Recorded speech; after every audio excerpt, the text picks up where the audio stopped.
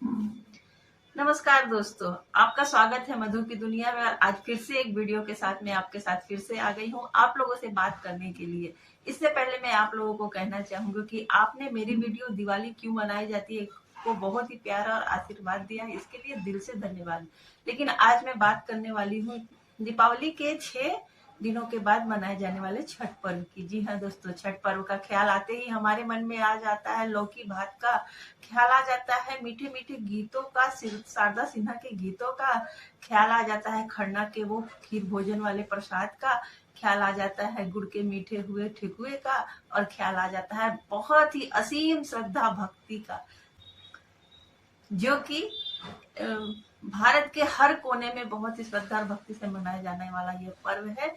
इसको याद करके इसको हम महापर्व कहते हैं, इसको हम बड़का पर्व भी कहते हैं। इसकी महिमा वही जानता है जो इंडिया में रहता है। इसकी महिमा वही से ये पर्व को देखा है, सुना है, जाना है। दुनिया के किसी भी कोने में कोई भी रहता हो, अगर छठ पर्व का ख्याल आते ही उसके मन में बहुत सारी ऐसी ऐसी भावनाएं मन में आने लगती है कि दौड़ करके कब छठ पर्व आए और अपने घर को वापस चला जाए इसको मनाने के लिए। तो आइए जानते हैं छठ पर्व के संदर्भ में। दोस्तों, मन में यह ख्याल आता है कि छठ माता कौन है, छठी मैया कौन है, इसको कैसे मनाया जाता है, छठ पर्व क्या है, सूर्य भगवान की आराधना क्यों की जाती है। तो आइए जानते हैं इसके बारे में। कि पुराणों में वर्णित है कि हमें कात्यायनी माता, जो हमारी नवरात्रि के छठे दिन पूजी जाती है, उनको ही छठ माता के रूप में हम पूजते हैं। और भी इसके बारे में और भी कहा जाता है कि ये माँ ब्रह्मा जी की मानस पुत्री है, और कात्यायनी माँ जो है संतान को जन्म देने से लेकर के उसके पालन पोषण की शक्ति प्रदान करती है। वो एक ममतामयी माँ है, एक ममतामयी देवी है जिनका नाम कात्यायनी है। उनको ही छठ माता के रूप में पूजी जाती है। कार्तिक माह की चतुर्दशी, पंचमी और षष्ठी को कठिन व्रत रख करके सप्तमी को सुबह का सूर्योदय का अर्घ दे करके इस व्रत की समाप्ति की जाती है। और बड़े ही श्रद्धा भाव से, बहुत ही साफ सफाई का विशेष ध्यान रखते हुए ये व्रत करने का विधान हमें पुराणों में ये मिलता है। अब बात आती है कि किन लोगों ने सबसे पहले इस व्रत को शुरुआत की।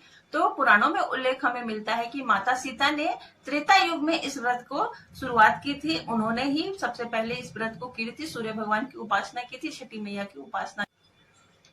आज का जो भागलपुर है वो द्वापर युग में अंग देश था। वहां के राजा अंगराज कर्ण थे। वो जो अंगराज कर्ण जो थे वो सूर्य भगवान के पुत्र थे। तो वो सूर्य भगवान की बहुत ही आराधना करते थे, प्रतिदिन उनकी वो उपासना किए करते थे, अर्घ दिया करते थे। लेकिन कार्तिक मास में उन्होंने बहुत ही श्रद्धा भक्ति से उन्होंने छठ माता की पूजा की, सूर्य भगवान को अर्घ दिया। तो उसी समय से बिहार में ये कथा प्रचलित है कि वहां से ही छठ प्रारंभ। ऐसी भी मान्यता है दोस्तों कि कर्ण जब महाभारत युद्ध में वीर गति को प्राप्त हुए तो सूर्य भगवान की आंखों से भी अश्रु निकलने लगे थे। ऐसा था पिता पुत्र का प्रेम। तो माना जाता है कि सूर्य भगवान जो है वो हमारे पिता स्वरूप है, क्योंकि वो हमें ऊर्जा देते हैं, हमारा लालन पालन करते हैं। अगर सूर्य नहीं होगा तो आप समझ सकते हैं कि पृथ्वी पर जीवन की कल्पना की नहीं जा सकती है। तो सूर्य भगवान हमारे माता स्वरूप है, पिता स्वरूप है। सूर्य भगवान हमारे पिता स्वरूप है। तो उनकी उपासना प्रत्येक देशवासियों को जरूर करनी चाहिए। इसीलिए ये छठ पर्व मनाने की प्रथा है। इसीलिए हम भी सूर्य भगवान को एक पिता स्वरूप में देखते हुए उनकी उपासना करते हैं और इस छठ व्रत को करते हैं। इसी प्रकार सूर्य तप कर जल कर हमें ऊर्जा प्रदान करता है, हमें सींचता है, हमारी पालन पोषण करता है। उसी प्रकार से हमें ये शिक्षा मिलती है कि अपने जीवन में हम भी तप कर जल कर और कठिन परिस्थितियों में भी अपने परिवार का पालन पोषण करते हैं। अपने पुत्र पुत्रियों के लिए, अपने परिवारजनों के लिए ये व्रत को बहुत ही विधि विधान से करने की परंपरा उसी समय से चलती आ रही है। दोस्तों, मैं झारखंड में रहती हूँ और बचपन से ही मैंने देखा है इस व्रत की महिमा क्या है। तो मन में छठ आने के पहले ही मन में ऐसा उल्लास आने लगता है कि छठ पर्व आ रहा है, छठ पर्व आ रहा है, हमें इसको करना है। बच्चे से बड़े सब उत्साहित हो जाते हैं इस व्रत का नाम सुनते ही।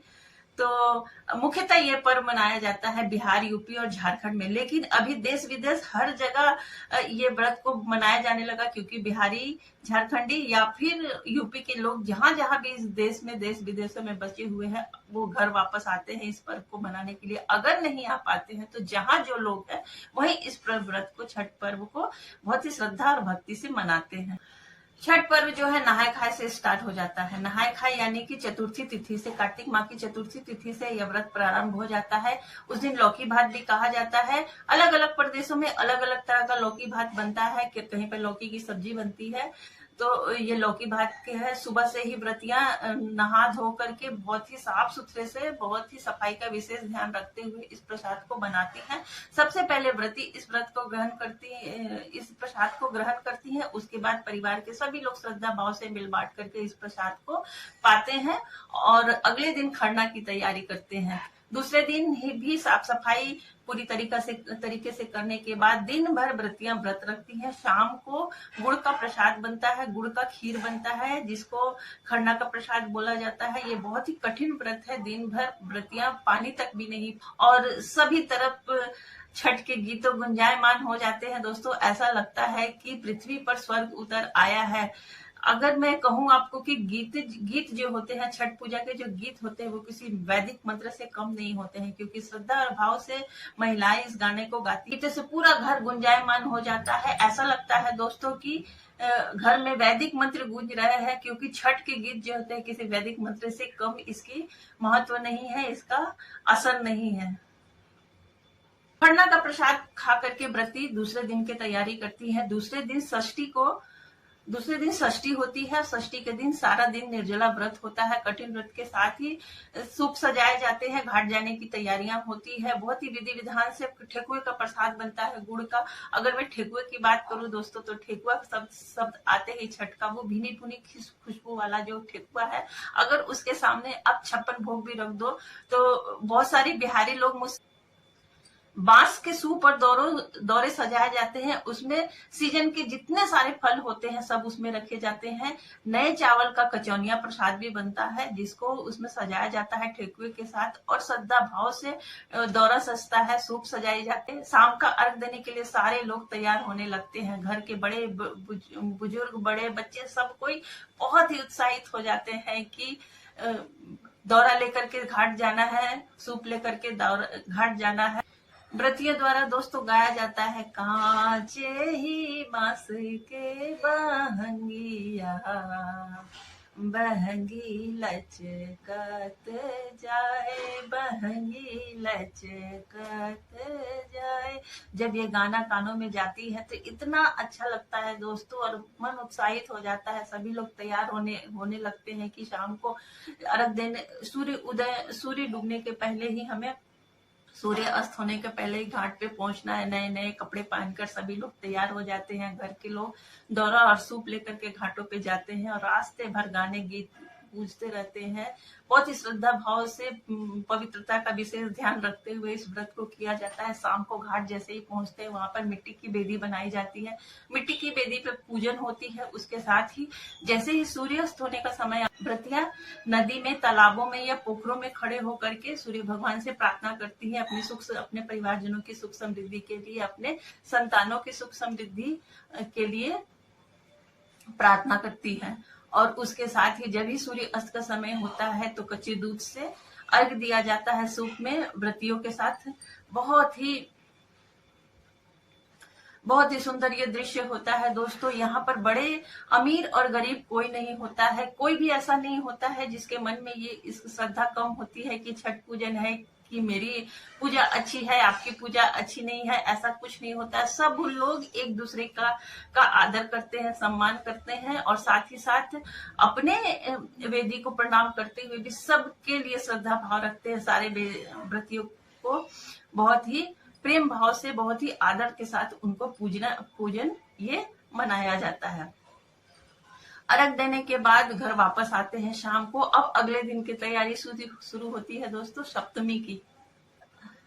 ऐसा लगता है दोस्तों कि इतना श्रद्धा भाव कि शायद ही किसी व्रत में देखने को मिलता है, किसी पर्व में देखने को मिलता है। कहते हैं ना दोस्तों कि उगते हुए सूर्य को की तो सब पूजा करते हैं, लेकिन हमारे यहाँ हमारे देश में डूबते हुए सूर्य की भी आराधना की जाती है, क्योंकि डूबता हुआ सूरज आज डूबेगा तो कल नई ऊर्जा के साथ निकलेगा और हमारी नई ऊर्जा का संचार होगा और हम अपने जीवन में आगे बढ़ने के लिए तत्पर रहेंगे। षष्ठी के दिन शाम का अर्घ पूर्ण होता है। अब सब घर वापस आते हैं घाट से और सुबह की तैयारी करते हैं। सुबह ही रात भर लोग सो नहीं पाते हैं। जैसे ही 2 या 3 बजते हैं सभी लोग अपने घरों पे उठ जाते हैं, सब साफ सफाई करके सभी लोग अपने अपने घाटों में जाने के लिए तैयार हो जाते हैं। 3 बजते 4 बजते बजते सब कोई अपने अपने घाटों में पहुंच जाते हैं और वहां पर दोस्तों ऐसा लगता है कि जैसे कि दिन हो प्रार्थना करती है। बड़े ही भक्ति भाव से सभी लोग मिलकर गाते हैं कि उगहो सूरज देव भइल अर्घ के बेर। उस सूर्य के उदय होने की प्रार्थना करते हैं। जैसे ही उदय होने लगते हैं, सूर्य उदय होने लगते हैं, आकाश में लालिमा छाने लगती है। फिर से अर्घ दिया जाता है। उगते सूर्य को व्रतियों को सूप के द्वारा, दौरों के द्वारा अर्घ दिया जाता है। घर के प्रत्येक लोग उस अर्घ में भाग लेते हैं और बहुत बड़े ही श्रद्धा भाव से इस व्रत को पूर्ण करते हैं। अर्घ देने के बाद सभी लोग अपने ठेकुए का प्रसाद पाते हैं। व्रतियां घर आती हैं और अपने वेदी के साथ साथ जितने भी घाट में वेदी होती है सबकी पूजा की जाती है, सबको प्रणाम करते हैं और सबसे प्रसाद पाने के लिए मांगने का चलन है कि हमें भी प्रसाद दीजिए, हमें भी प्रसाद दीजिए। ऐसा नहीं है, यहाँ पे कोई छोटा नहीं होता, कोई बड़ा नहीं होता, सब कोई भक्ति भाव से इस व्रत को पूर्ण करते हैं। अर्घ देने के बाद परिवारजन सब कोई मिलकर दीप जलाते हैं, गंगा माँ को प्रणाम करते हैं, गंगा माँ को से आशीर्वाद लेते हैं। दीप जलाते हुए सूर्य को नमस्कार करते हैं, सूर्य को जल देते हैं, विपत्तियों से हमें बचाए रखने की प्रार्थना करते हैं। फिर दोस्तों हंसी खुशी सब कोई अपने अपने घरों में वापस आ जाते हैं। ठेकुआ का प्रसाद खाया जाता है, बांटा जाता है। मांगने की भी प्रथा है यहाँ पर कि मांग मांग के लोग प्रसाद खाते हैं और ये व्रत इस तरह से पूर्ण हो जाता है।